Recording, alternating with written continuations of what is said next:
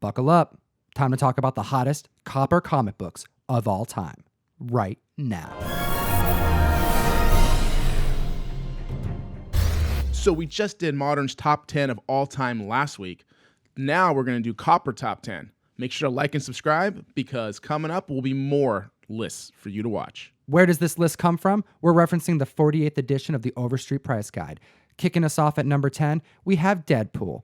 First appearance featuring in New Mutants 98. That's right. This book, seeing an increase of 2% year over year at near mint minus value of $315. Do you remember when this book was a $30 show floor book? I do. I actually remember back in the day, and the comic that anyone wanted from that run was New Mutants 87. And New Mutants 87 was over $100, and then it's kind of come down and it's gone back up. And New Mutants 98 was $2, $3, $4, $5. Even when I opened my store, it was only $80, and that was 6 years ago. So the fact that it's gone up year after year continually for a very long time it's impressive. Yeah, and no matter what you say about, Liefeld's Tourette's anatomy, okay, you got to still love Deadpool, regardless. Yeah.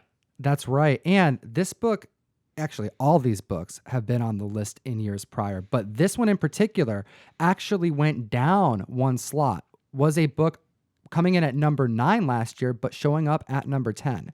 But coming in at number 9 this year, no surprise to anyone, ASM issue number 300. Now, the reason why I find this interesting that New Mutants 98 and ASM 300 swap places on this list, the Deadpool movie, Deadpool 2 movie, and now the Venom movie. Now, whether you like the Venom movie or not, it is now the highest grossing non-Avengers related movie in forever. Sony is so happy It right is now. ridiculous. But yeah, Venom has grossed more than Deadpool. So yeah, we are seeing it move up this list. And ASM 300 has just been hot forever. And I keep seeing raw ones going up and up and up. No one brings them in the shop anymore. They're not in collections. You're not finding them out in the wild. These are just getting snapped up all the time.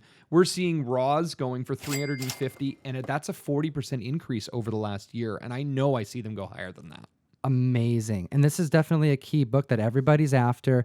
And in the community, people have been hoarding these copies. Like they've been buying them over the last few years. And you know what? This year, it's paying off. Oh, yeah. All right, moving on to number 8 on the list. We have Sandman issue number 8. Yes, we're talking death. We're talking Neil Gaiman. One of the best stories ever written. But this is technically an error. Okay, so it's kind of an error print, kind of a variant print, but Sandman number 8, there's number 8A and number 8B. 8B has a Karen Berger editorial, and there's like a full page letter from the editor Karen, and there were supposed to be only 5 copies of this made so she could distribute it to her friends and have this whole idea. DC accidentally made 600 copies of it. And then they gave her 5, but 595 copies somehow made it to a Neil Gaiman signing at 2 different locations in California. So some of these have been signed. Some of these are out in the wild. You definitely are going to find them more on the West Coast than you are elsewhere. But these are impossible to find. I didn't see any on eBay. Recent sales aren't really happening. And it is a well sought after book. I want one. I'm a massive Death fan and a massive Death collector. And I want one. I've never had a chance to even buy one. First appearance of Death.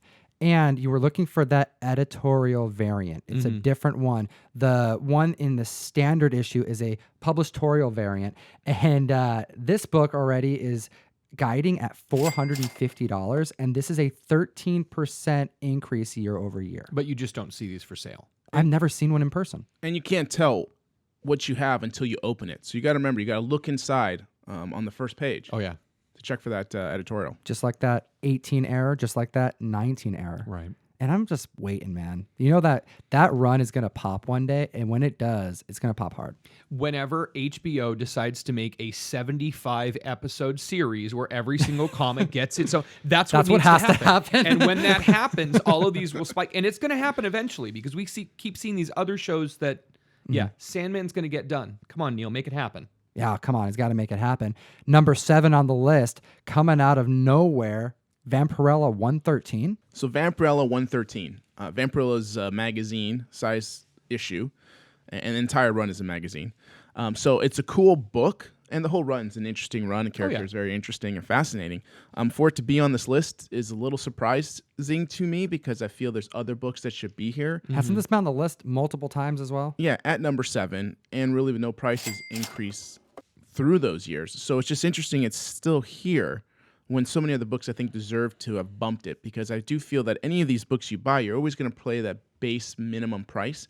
With this book, it's just, you could probably get it for like $70. You know, I mean, you can't get any of these books for probably $70. On eBay, there are $85. graded copies of this book going for $150, but in Overstreet for the last 5 years, you're looking at $550, 0% price change for the last 5 years, and maybe even farther back than that. So it's a cool book. Again, Jeff and I both talked about this, and while Overstreet does hit it out of the park a lot of the time, this is one that we really disagree on. All right. I love it. I want to hear what the audience has to say about Vampirella being on this list. I'm a Vampirella fan. Oh, yeah, I like her, but Yeah. 113, no, it probably should be moved. I mean, even Grendel #1 left the list this year, and that book should actually probably be here where Vampirella is sitting. Or even Primer 2. I mean, Yeah. like... Definitely. Let us know in the comment section below. And we're going to move on to number 6 on the list.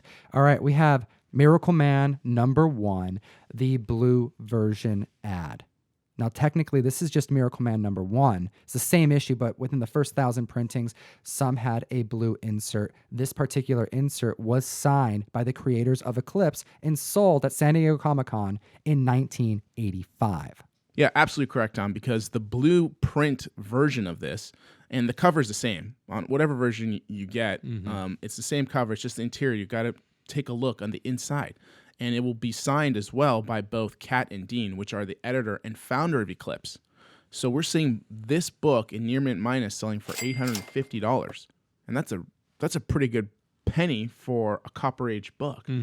Definitely. And the certifications, who did the lettering on this? As a matter of fact, the letterings were done by none other than Stan Sakai, which brings us to number 5, Albedo Anthropomorphics #2, which is the first appearance of Usagi Yojimbo.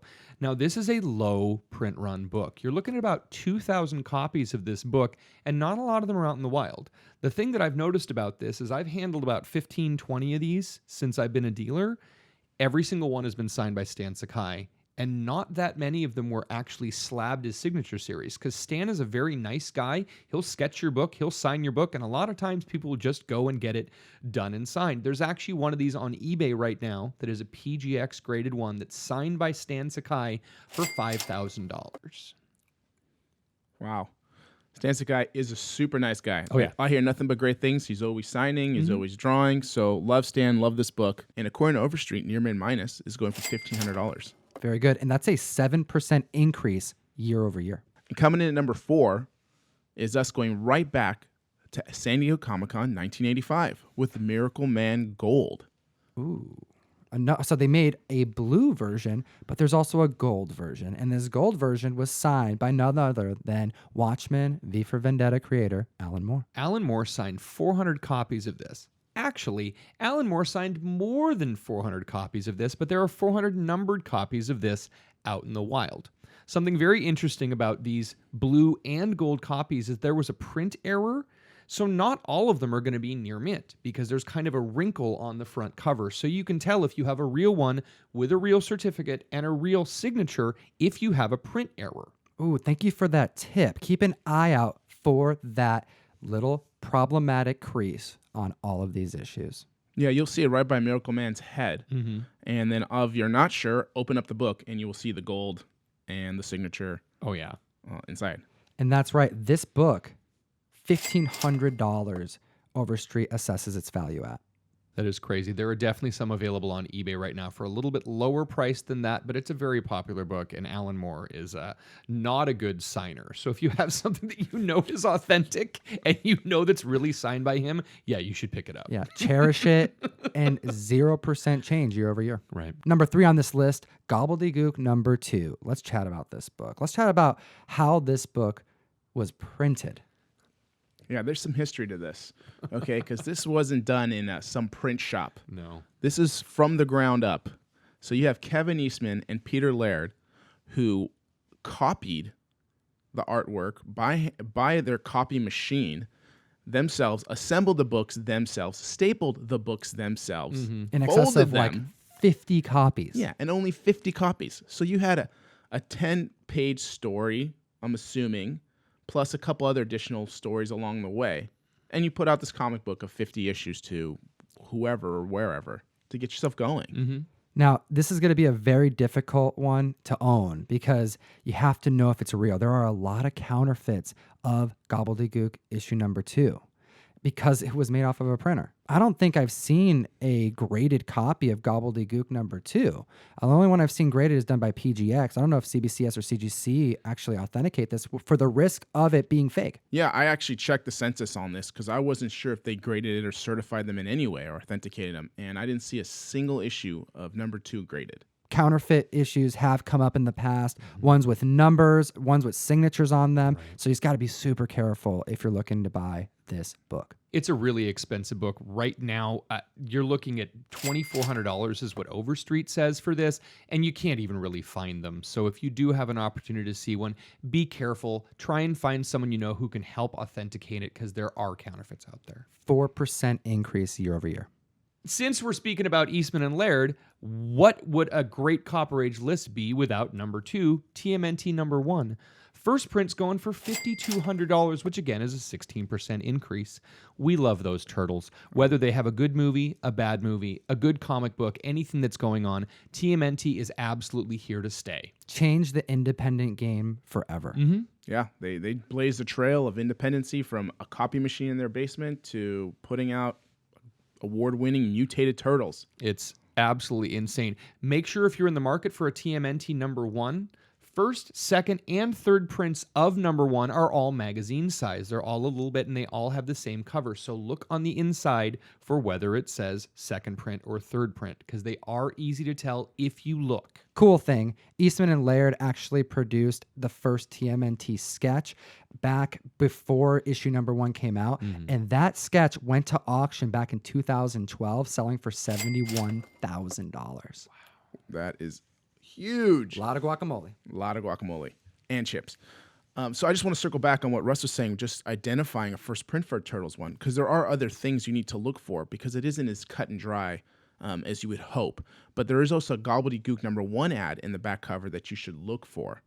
That's kind of the big indicator. Yeah, that's one of the bigger indicators. There's a couple other little points, but that is definitely one of the biggest. Ooh, and I like that you mentioned that Gobbledygook ad because coming in at number 1, we have Gobbledygook number 1.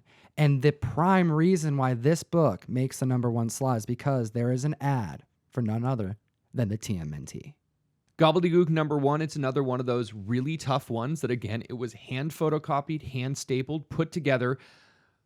Overstreet's listing this as $6,200 for a raw copy, 3% up over year. There are supposedly only 50 copies made, so be careful, but look for them. This is crazy hot. That's right. And we do have a reprint of Gobbledygook number 1 to be sent out to the community. We want to know your thoughts about this list. What's your favorite title from this list? Put your answers in the comment section below. Make sure to like and subscribe. We make a lot of content, so hit that bell. Thank you so much for your time today, Comic Fam. We do appreciate it. And as always, Geek responsibly. Enough said. Thank you so much for watching the video. If you are not part of the mystery mail call yet, you have until the 15th to sign up. This right here are all of the December mystery mail call boxes so far, all reserved. And yeah, I'm excited to send these out. But if you haven't joined the community yet, hit the link in the bio and join. Yeah, see, Rainbow. He thinks you should join too.